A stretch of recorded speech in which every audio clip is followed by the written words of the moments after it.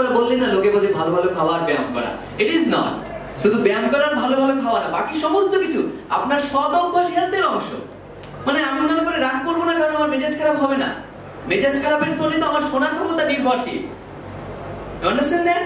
স্বভাব পুরোটা স্বাস্থ্যের সঙ্গে ডিরেক্টলি কানেক্টেড। আমরা বললাম না যে কেপেবল না হলে বাচ্চাকে নামাই দিবে, বলবে তুই হাঁটতে পারিস না, আসছিস কেন, আমার সাথে তো থাকার কথা ছিল না। আর যে কেপেবল বাবা সে কোলে নিয়ে বলবে আচ্ছা ঠিক আছে মা চলো, কোনো অসুবিধা নেই। স্বাস্থ্য ভালো না হইলে পিতৃস্নেহ বিপজ্জনক হয়ে যাবে।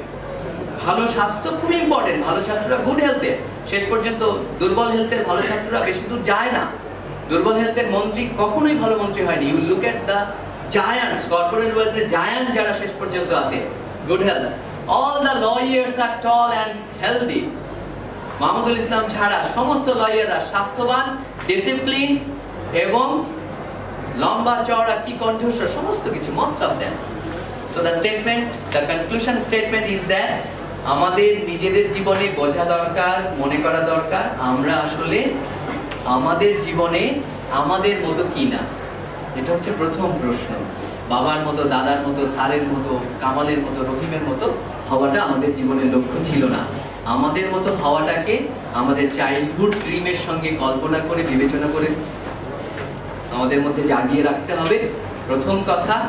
দ্বিতীয় কথা হলো আমাদের মতো হওয়ার জন্য স্বাস্থ্যকে ঠিক রেখে বাকি সমস্ত যোগ্যতা অর্জন করতে হবে। এনিথিং, ফটোগ্রাফি শেখা থেকে শুরু করে চাইনিজ ভাষা শেখা। আমাদের এখন এই জেনারেশন দরকার, যেই জেনারেশন মনে করে না যে শুধু বিজনেস পড়লেই আমার হবে, বিজনেস পড়লে হবে না, এগুলোর অন্য নাম দিয়ে সফট স্কিল বলছে। এগুলি আলোচনাওয়ালাদের কথা। Forget those soft skill, hard skill things. You develop your good habits. You make yourself capable. আপনি যেটা শেখার পান, রান্না শেখা, সজনা ছেলা শেখা, সজনা ছেলা শেখা আপনাকে বাঁচাবে। আপনি যদি মোটরসাইকেল চালাতে পারেন, যে পিছনে বসে মোটরসাইকেল চালাচ্ছিল সে কি করবে? অ্যাক্সিডেন্ট হওয়ার পরে সামনের যে বন্ধুটা মোটরসাইকেল চালাতে পারছিল তার অ্যাক্সিডেন্ট হয়েছে, দুজনই মোটামুটি আহত, পেছনের জন আহত না, তিনজন ছিল ধরে নেই। তাকে কি করবে? চালিয়ে হাসপাতালে নিয়ে যাবে, কারণ ও ড্রাইভিং জানে। যে রুটি বানাতে পারে, I use to say this, যে রুটি বানাতে পারে, সে বাবার ডায়াবেটিস হলে সেই ছেলেটি কি করবে? সে কি করবে? রুটি বানিয়ে বাবাকে খাওয়াবে, কারণ মা ঝগড়া করে চলে গিয়েছে। আর যে রুটি বানাতে পারে না সে কি বলবে? বাবা নান রুটি খাও না। You understand? ওর বাবা কেন রুটি খাবে, কেন ডায়াবেটিস হয়, কেন মায়ের সাথে ঝগড়া করো? এই আলোচনাটা কে করবে? যেই ছেলে রুটি বানাতে পারে না বা বানানোটাকে প্রয়োজনীয় মনে করে না। So making yourself enable helps you to have a peaceful life. আমাদের স্টেটমেন্ট হলো ক্যাপেবল করলে আমরা আমাদের জীবনকে অন্যভাবে ইন্টারপ্রেট করতে পারবো এবং নিয়ন্ত্রণ আমাদের হাতে। কেউই আমাদেরকে বাতিল, বাজে, অসফল করতে পারবে না এবং আমরা কখনোই জীবন মাপবো না। জীবন হিসাবের না। আমি মারা যাওয়ার পরে আমার 100% শেষ হবে, তখন লোকে হিসাব করবে। এমন তো হতেই পারে আমি একটা অসাধারণ মৃত্যু দিয়ে যেতে পারি। This is what last statement will never evaluate our life comparing to others factor.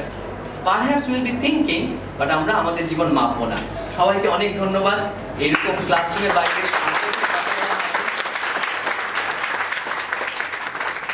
আমি বলেছিলাম যে নিজের দুঃখ দূর করাটাই বড় কথা। রেনুমার সঙ্গে কথা হচ্ছিল, মোস্তফার সঙ্গে কথা হয়েছে। So this is the reason for which I am here. এবং I did my part. This is a help on your part. Thank you very much. এই উপস্থিতি আমাদেরকে সম্মানিত করেছে, আমি আপনাদের প্রতি কৃতজ্ঞ। ধন্যবাদ।